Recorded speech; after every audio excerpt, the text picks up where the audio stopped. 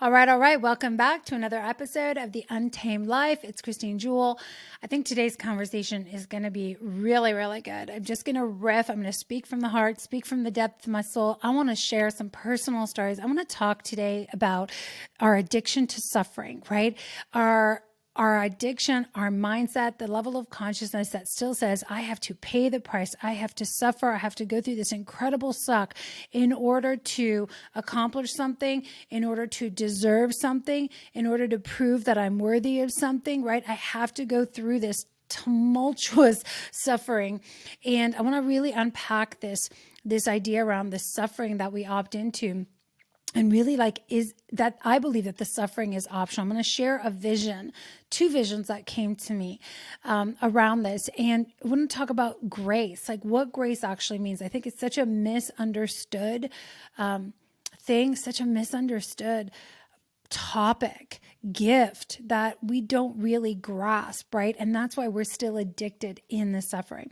And I want to share some very personal visions and stories. I usually share these inside of my coaching containers, if at all, because as I have leaned more and more into my spiritual walk, my deepening my faith, trusting and receiving things that come to me in visions and dreams through conversation with God and acknowledging them. I want to say this, acknowledging it by saying, thank you for that vision. Thank you for that dream. Let me write that down. Let me meditate on it. Let me bring it in prayer. Let me just sit with it, let it marinate and see what it reveals to me over time. I've had so many revelations, so many insights, so many answers come through visions and dreams, so many processes that I was trying to figure out, so many answers. So I want to say, as I share this vision, that we all have the ability, right? The word says, like in the end days, sons and daughters, old men, young men will have dreams, will have visions. There's be the gifts of vision, the gift of insight, the gifts of prophecy. There's going to be so many gifts bestowed on us. Gifts are bestowed, they're given, right? At different times of our life. Some of us are born with them. Some of us get them later at specific times in our life when we're ready to receive them and steward them. But the gift of, I believe, having visions and being a visionary, really, we got to honor that, right? And for so many years of my life, I think that I didn't really trust this gift. I just kind of had these and I would dismiss them. I was like, oh, that's probably nothing. Oh, that's probably just my subconscious making something up. Oh, whatever. And I didn't receive it. Receive it meaning acknowledge, to stop and say, thank you. Let me just hold that for a minute. Let me put my hand out. Let me sit with that. I didn't say, yes, thank you. I see this. I receive it. I'm going to sit with it. And therefore, when you dismiss something, it just passes you by. So it's like you don't receive the gift, right? Imagine that someone's trying to give you a gift. They put it in your hand and you're like, oh, I don't need that thing. I don't have any use for it. Thank you, but no thank you. And you just kind of put the gift on the side table and you just keep going around your business. You could have the most epic gift there that would transform your life.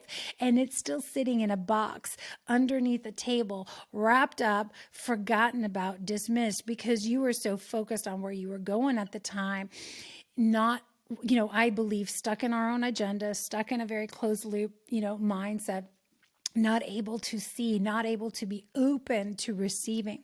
So I want to say that first, because for those of you who are having visions and dreams, are you capturing them, right? So I want to share little riff on that. So I want to share a vision that I had a few years ago.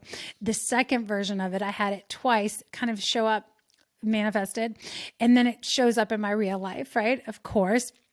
And I want to talk about how that relates to this concept of suffering and grace.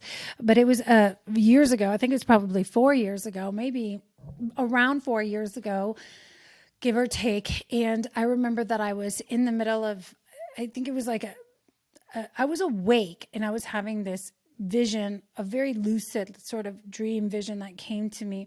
And at the time, I remember that I was having this dream / vision, because I was awake, but I sort of was very dropped in, right? And I had a vision that I was in the car driving. And I was in the car driving, and I was actually in the passenger seat, and my soul was driving the car. I may have shared this story on the podcast before. I don't know. So if I have, and you've listened to that episode, then great. Listen again and see what comes through for you. But I had this dream that I was sitting in the passenger seat, and my soul was actually driving. And I was like, we were going really fast. We were going straight, right? And it was like, almost like, when you're in a roller coaster and it's just going super fast and the wind was blowing, and it was just like, I could feel almost like the G-force around this, the force of the forward momentum. There was a lot of force of forward momentum. Like, I'm going this way, I'm going this way, I'm going this way, right? And like, I knew where I was going, and my soul was driving. I'm like, yeah, we're going this direction. Like, I know where we're going. And I could feel the momentum, and I could feel the power of that forward motion, right? Like, I was very clear, I'm going forward. I know what I'm doing. Like, I was kind of like, why am I not driving? I looked at my soul, and I remember thinking like, why am I not driving? Why am I sitting in the passenger seat?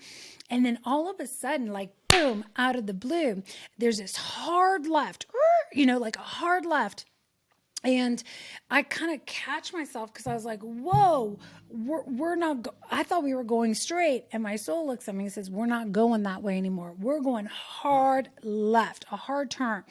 And it was like literally a 90-degree shift. And I remember just, like leaning against the side of the car, trying to catch myself, because it would just totally threw me off. It totally threw me off. I thought I was going straight. I was clear we were going straight. We were moving fast in that direction, and then boom, hard left. And again, I was not driving. So I'm like, okay, I'm along for the ride, right? So we're driving. And all of a sudden, the brakes, boom, hits the brakes. And I remember my hands going on the front of the steering wheel, or not the steering wheel, the dashboard, and catching myself right before my head sort of hit the dashboard. You guys know what I'm talking about, right? Like, somebody slams on the brakes, you're about to hit somebody. There was no car in front of us, but it was like a hard stop. After the hard left, after a while, there was a hard stop. I remember my head going down. So my head was down. I caught myself just before I hit the dashboard.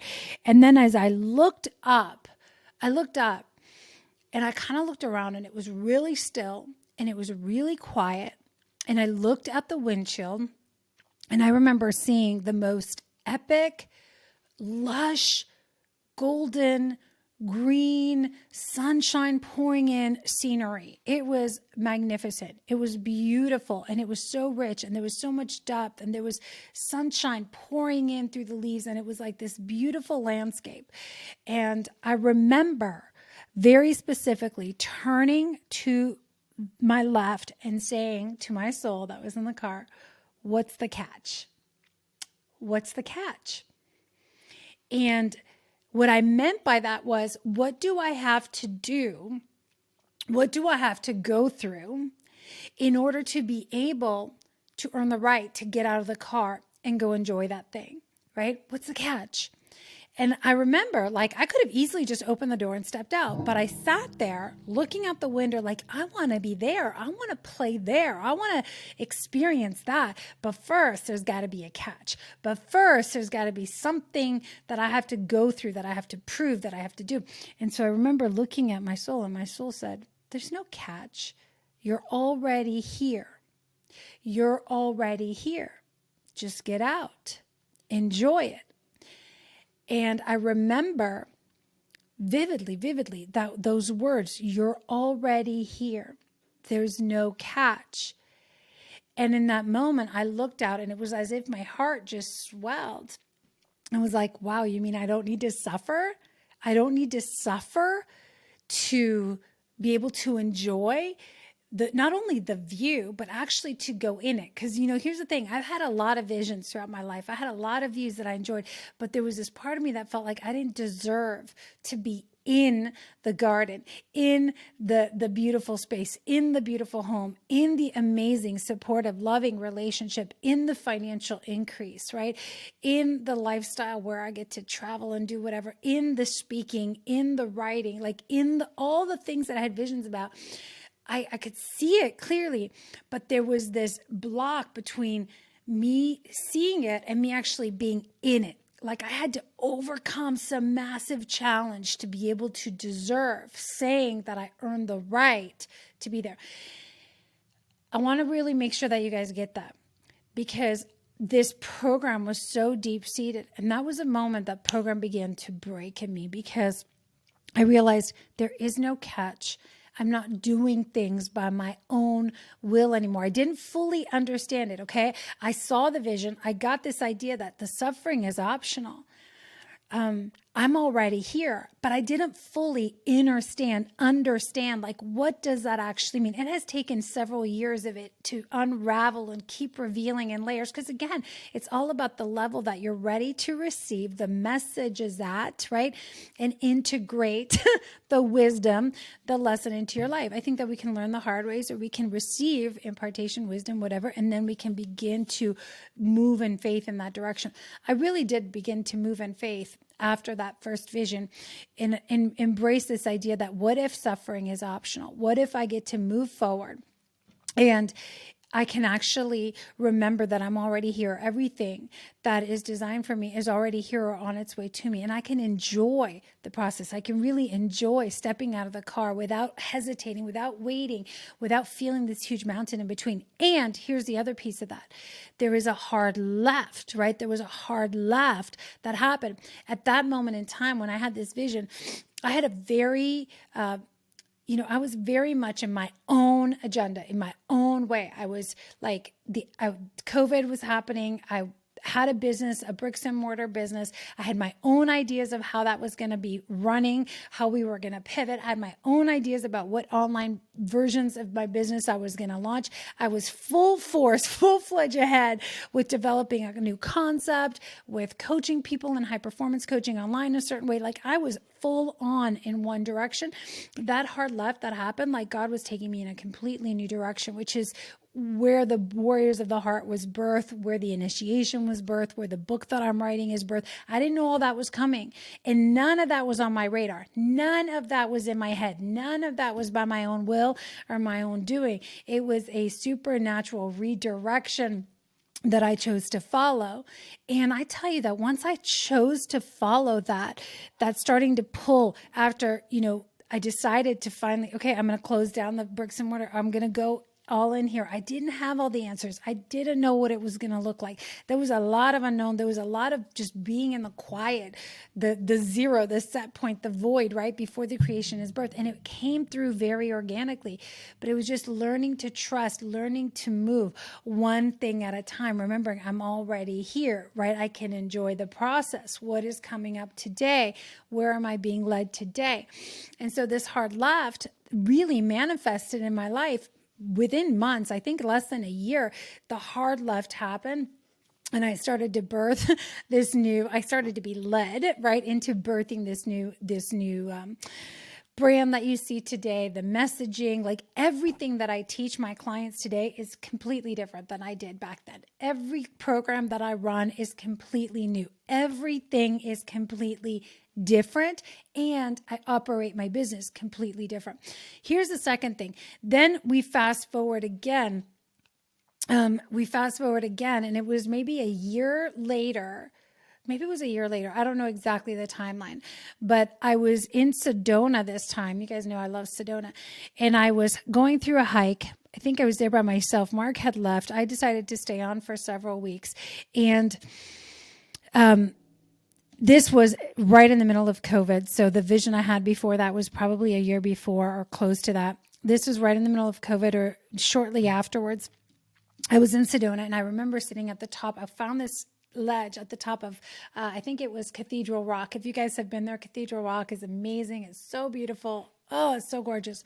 And I was doing this hike along the back, and I sat up there and I was doing this meditation on the top, and I just sat and I closed my eyes. And I don't know how long I was in there. I was in there maybe like 30 minutes, 40 minutes. And the sun was just starting to set.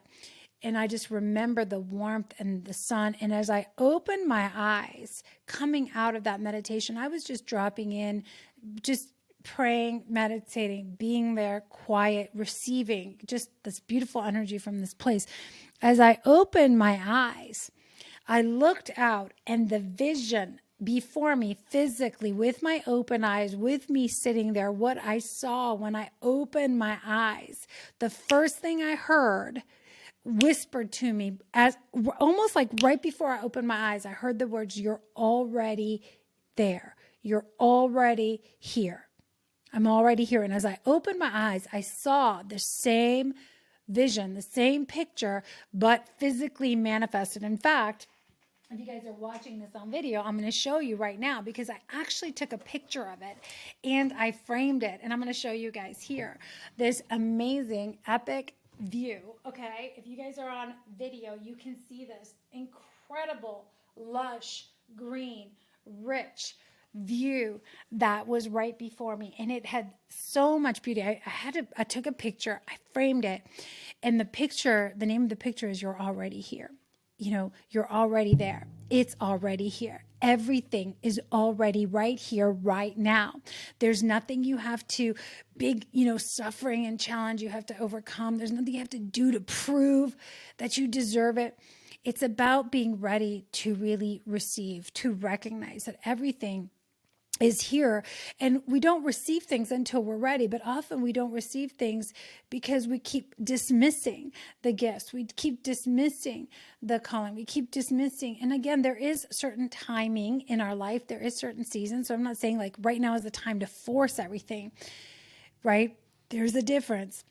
But when we realize that the grace, the love, the beauty, the joy, the peace of mind, all of the things that we're really chasing everything else for is already here, and we can begin to drop in and really receive it right here, right now, enjoy it right here, right now, operate from it right here, right now.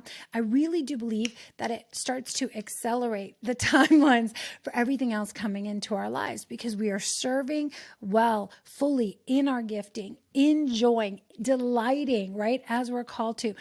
And we start to move beyond just our own natural abilities, and we start to receive this extraordinary or supernatural filling of grace that empowers us to take action and to do things that go beyond our natural ability when we're trying to force things, right? When we're trying to do things on our own means, it's like me driving that car forward and I was like, I'm going this way. I know what I'm doing. I'm doing this. And it was all about me, my skills, my ways, like how I thought I knew, right? It was so much like me driving, even though my soul was driving the car, right? It was like so much of my ego and like what I knew and what I thought I was capable of, what I knew I could do.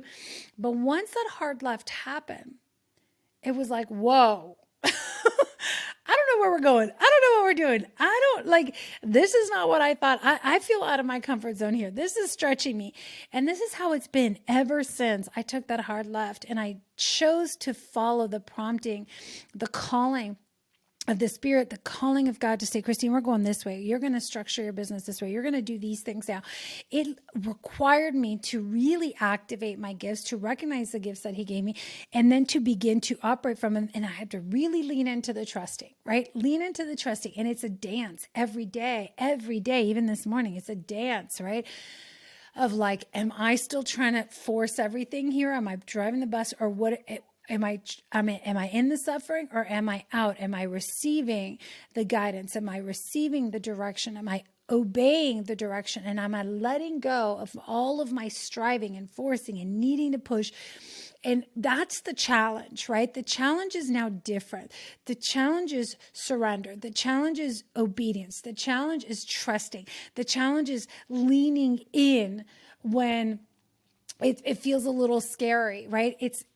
And you can be in a state of ease, actually, and you can be in a state of joy while you are going through these challenges because you choose to walk in tandem, like so close, right? So close to the Spirit, because I know I can't do it on my own.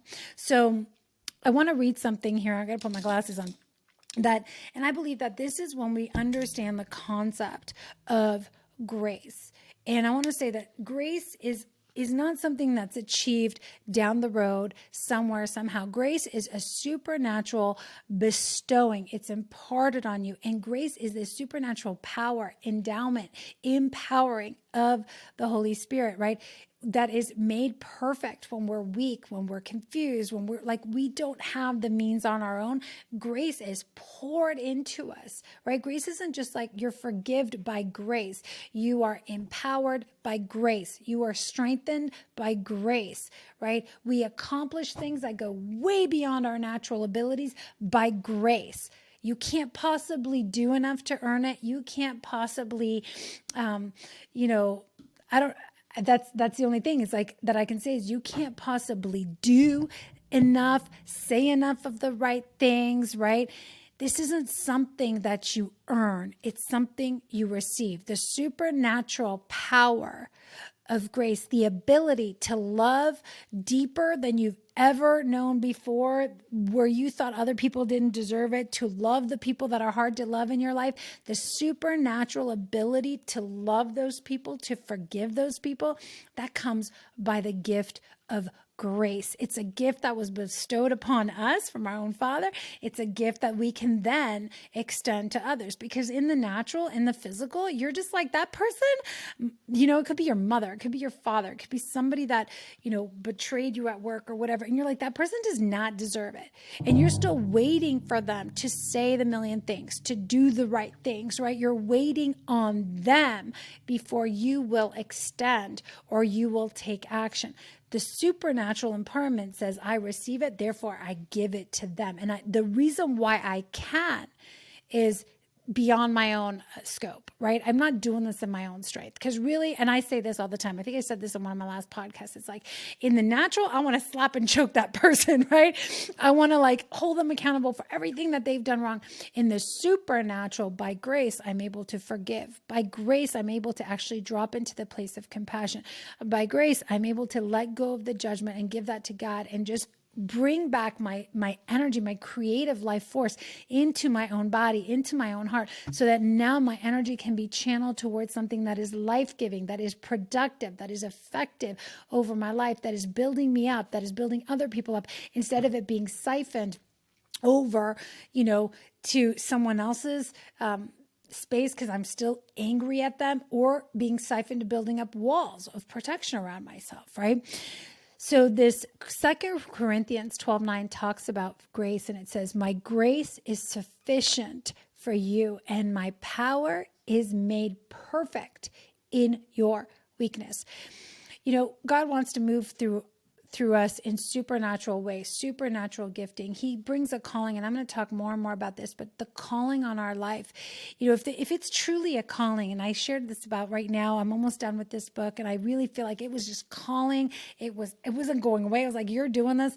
I just did not feel like I was qualified, to write this book. I never wrote a big manuscript. I prefer video, I prefer videos. I prefer just talking.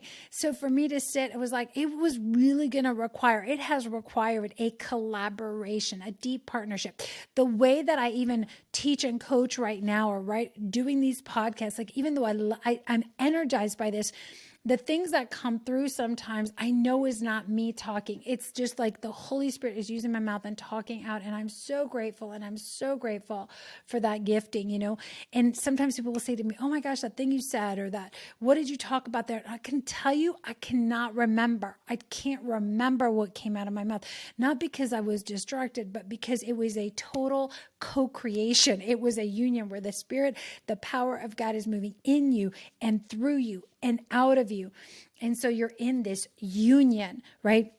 The temple of God is your body. The church is our body. It's not a building, right? We are the church. We are the temple where God lives. God lives in you. The Spirit of the Holy Spirit lives in us, is alive in us once we receive the gift, right? The gift of the Holy Spirit through Jesus Christ. If that is the whole message of the gospel, that Jesus came so that we may receive the gift of grace, so that we may receive the supernatural forgiveness, the grace that you can't possibly earn, right?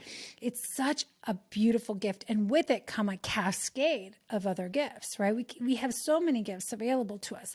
So as we do this, as we receive grace, we actually get what this means. This isn't just like, I've been forgiven for my sins, or I've been, it's not a religious thing. Grace is something, it is a supernatural power, a supernatural ability, right? We can't possibly get it, do it, speak it on our own, right? And it's what imparts us to execute on our calling, to follow through on our calling. And here's another thing. I think it was John Bevere. He said this today. I was listening to him this morning. Such an amazing man, such an amazing author. But he said, your supernatural calling that goes beyond your natural ability. It's a calling because you're like, oh, I'm not qualified. I'm not sure if I can do that. It's a hard left. It's stretching you. It comes at the most unexpected time. Usually you may have felt it on your life for a long time, but all of a sudden there's this moment where you're like, okay, it's time. I can feel the pull. And it's an excitement, but a terror at the same time, because you're like, ah. And here's the thing, is that when it's a supernatural calling like that, a divine calling on our life, there's the divine gifting, the gifts that are given to us, those talents that are given to us, that are God-given, God imparted, right? They need to be activated in that calling, because your calling cannot be fulfilled without your gifting being fully owned and brought forth, right? So whatever the gifts are for you that maybe you've been dismissing throughout your life, or not paying attention to, or dishonoring, or not cultivating, it's like your calling, your divine calling requires the full activation of your divine gifting. Otherwise, here's what happens. We go about our own way for many, many years, right? I ran a business my own way, right? The world's way. I followed systems. I followed structures. It was a grind though, I had success, but I'm telling you, there were moments where I was having like supernatural success that was unexplainable. And it wasn't just luck. It wasn't just coincidence, and as I look back, those moments when the business, my athletics, like when things were really boom, taking off and flourishing, and I felt alive, now that I look back, I was in full service. I was deep in my gifting. Like I was pouring that stuff out. I wasn't conscious of it at the time. And anytime I moved into the place of force where my ego took over, and I was like, okay, I'm going to do it my own way, because I had a little bit of success. I had a little bit of a platform, right? I had a little bit of significance. I had a little bit of influence. The ego took over and was like, okay, now I'm going to grow that. I'm going to build more of that. And then I started to try to drive it by my own will, instead of honoring what is the calling that I'm deeply called to serve, to move on right now, that's putting me in the stretch. What are the gifts I'm called to pour out? It's such a fine line. I hope you guys are getting this, right? But when you're in the gifting and you're on point in your calling, man, it requires deep walk, right? Intimacy with the Spirit. Like if you're aware of this, right? Sometimes we do this, we're not aware. Now it's like this point, the revelation is like, once you have the awareness, that's the beautiful thing, is you can like start to check in with yourself daily. And I'm checking with myself to say, Lord, is this my ego, my will? Am I moving back into force? And I know it because I start to see all the external evidence of that. Or am I dropping back into the place of surrender, leaning in, right? So grace empowers us. Grace strengthens us when we feel weak. It gives us the power when we don't feel like we have the power ability to do that. Grace opens doors that we didn't know were possible. Grace, just multiplies, speeds things up that we didn't think, we could do on our natural timing, right?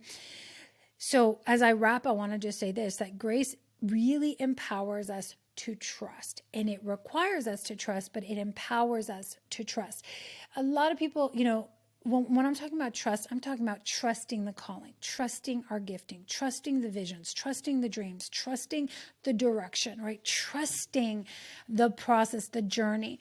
There's so much trust that is required. And yet in the world systems, through our own brokenness, through our wounding, through our trauma, there's been so much trust that has been broken. And this is probably the biggest thing, the biggest challenge I see in my own life, working with clients, is like the inability, the unwillingness to trust, because we have not received the supernatural ability to trust through grace. I'm telling you, when it's time to trust deeply, I'm not doing it by my own method. Like, I am praying for the supernatural trust. I am receiving that. And I'm leaning into that. The second thing is the leaning in, right? We can trust, but then we've got to lean in to doing things differently, speaking differently, sharing the things that is like really being impressed on us to share, or the conversations to have that we're like, oh, I'm not sure if I want to have this. I don't feel like you got to lean in, press into those things, not from a place of force, but from a place of obedience. One of the examples of this, like a real tactical example, is often, I'd be coaching people. I remember coaching someone maybe about a year ago, and was having some business challenges. And I just asked him, like, is there something in your life that the Spirit has been prompting you, whispering at you to do, to handle, to take care of, that you have been hesitating on, that you have been leaning away from? And it wasn't even related to the business thing, but in leaning in, and it was like, oh, but this has nothing to do with that. I'm like, but sometimes when we lean in over here to the one thing, to the one prompting, to the one direction, it opens a door over there, right? It opens a floodgate over there. It removes a huge barrier. And that is often what happens. So, the point of obedience was, okay, I'm going to go have this difficult conversation that I don't want to have, that I've been avoiding, even though it's been nudging. Like, I'm leaning in out of obedience. I don't want to. My ego doesn't want to. My ego is terrified that I'm going to lose, a relationship, lose respect, lose this, lose money, whatever. But I'm going to have this conversation out of obedience, following the call, the whisper deep inside. And, as we lean in, things open up, things become unlocked, walls break, walls dissolve. And this is the challenge, right? It's the suffering way is, I'm going to try to barge through walls. I'm going to avoid the hard conversations. I'm going to fight my way through. I'm going to force my way through. I'm going to make shit happen. The suffering way is, I can't trust anyone. I got to do it right? Or we don't trust the right people. We have poor discernment. So we're trusting through rose-colored lenses, right? We're just like seeing what we want to see. We don't have discernment of trust. So that's the suffering way. We make agreements with the wrong people. We enter into poor business deals. We trust people on our team that in our gut, in our spirit, we know are not the right ones, but we do it because we think we need them in order to get to ABC, right? We're making them the source instead of leaning into the source, the one, right?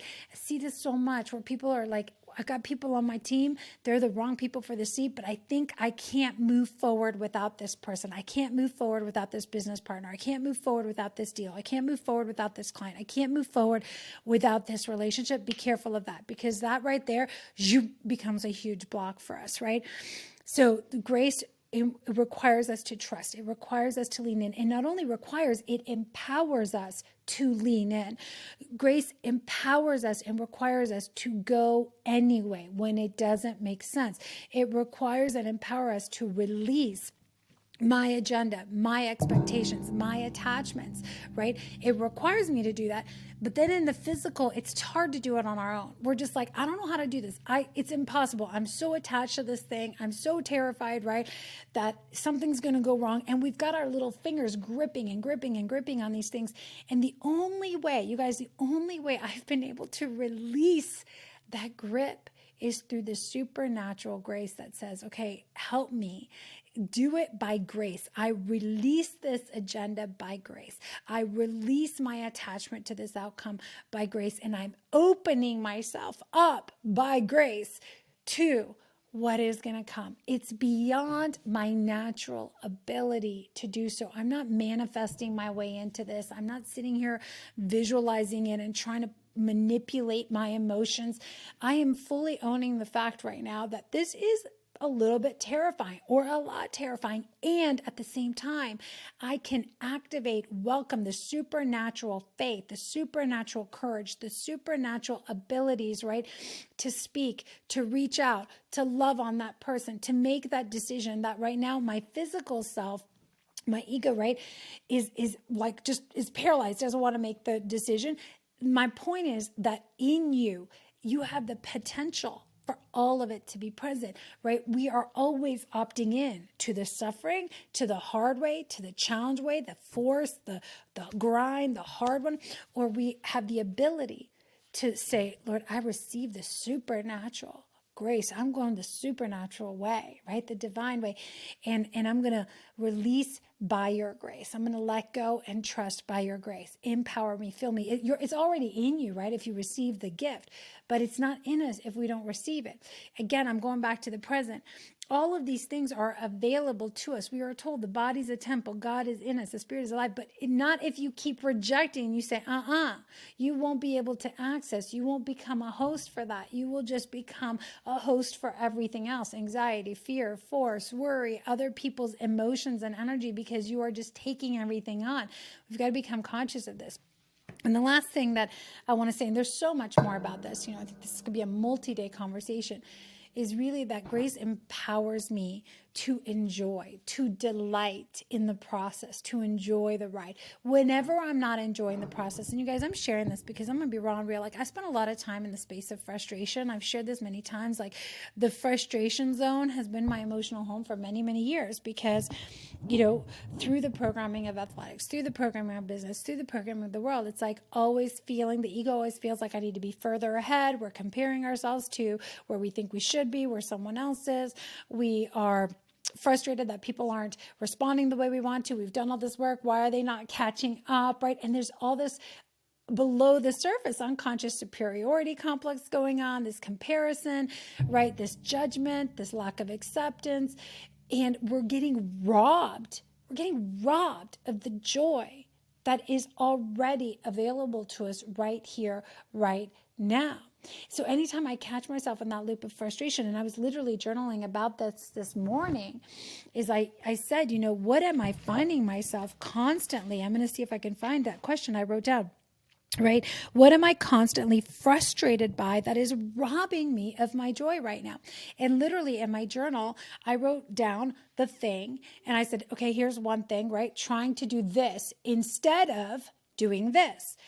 What am I constantly frustrated by that has been robbing me? Trying to do this, trying to force this, busting my butt at this instead of da-da-da-da-da.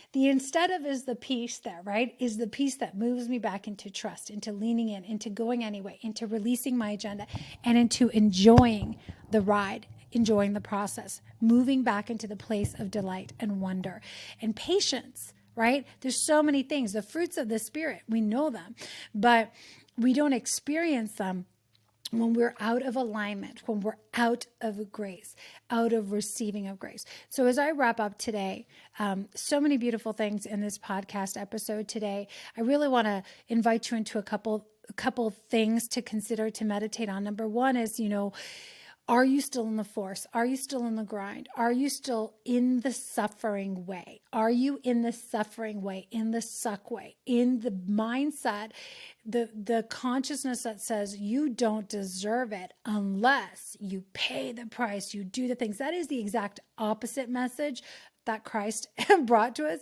right? That is the exact opposite message of the gospel. That's a religious spirit. And that is also a world programming and a lie and a distortion. Yes, we get to put in the work. Yes, we get to show up. But this idea that we don't deserve unless we do, accomplish, say, force by our own way. It's like if you feel like you're constantly selling your soul, sacrificing your life force, trading your energy, your life, your joy for the thing, that's a sign we're out of grace, right? We're in the suffering way. What about the beauty way, right? Are you recognizing, are you able to look out your window and see the beauty that's already there and be able to step out and enjoy the thing? If it's a vision that you've had, maybe it's over your business, maybe it's over your family.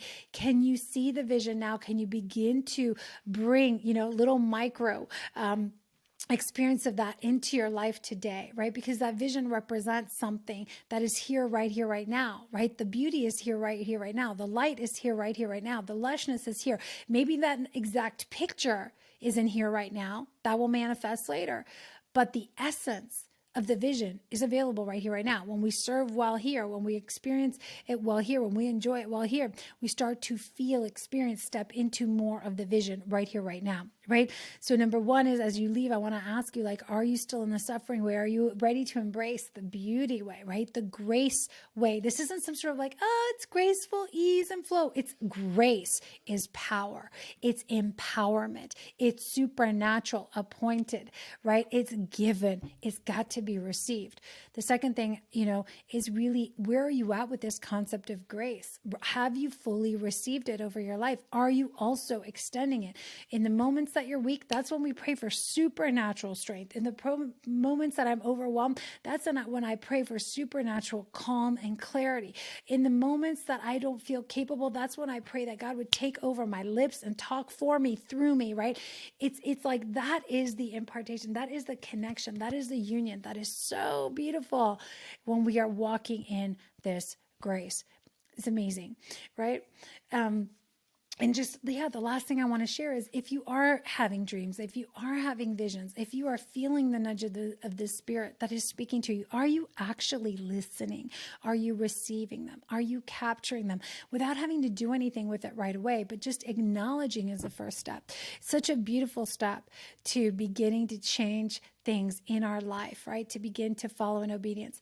Don't try to analyze it. Just receive it for a moment. Sit with it. And you can't deny it. Once it starts to show up, once you start to acknowledge it, it's like a voice. You can't unhear it, right? Like you begin to hear the voice. You begin to know the voice, just like you do your partner's voice or your children's voice. You begin to hear the voice of the Spirit, and it's different. But we have to spend time receiving, acknowledging, sitting with, right? So much gold in here, you guys. So much gold in here today. I love to hear from you guys. If you haven't left a review yet on iTunes, Spotify, make sure that you are following, that you're reviewing this. I'm like on fire about these messages right now. I'm so excited about what God is doing. Didn't get to share the last part of my story, but I'll do that maybe next week. And as always, if you want to go deeper into this work, you can follow the links in the show notes. You can apply to work with me one-on-one. I have a handful of spots every quarter that I work with individuals or couples, very, one-on-one, 100% on you. We have some amazing group programs coming up, including the Reclamation Project, which is an 8-week session on really reclaiming the territory of our minds, our hearts, our bodies, our homes, and starting to rebuild everything on a solid foundation. It's a lot of teaching in there. So you guys, if you want to learn more about how to go deeper in this work to actually make this a reality, click on the links below, connect with me. Thank you for being here. Make sure that you reach out, you share this podcast with people. This is the way we spread good messages, right? When we hear things, we spread good messages. I honor you. Until next time, here's to loving fiercely, leading courageously in the untamed life. Bye for now.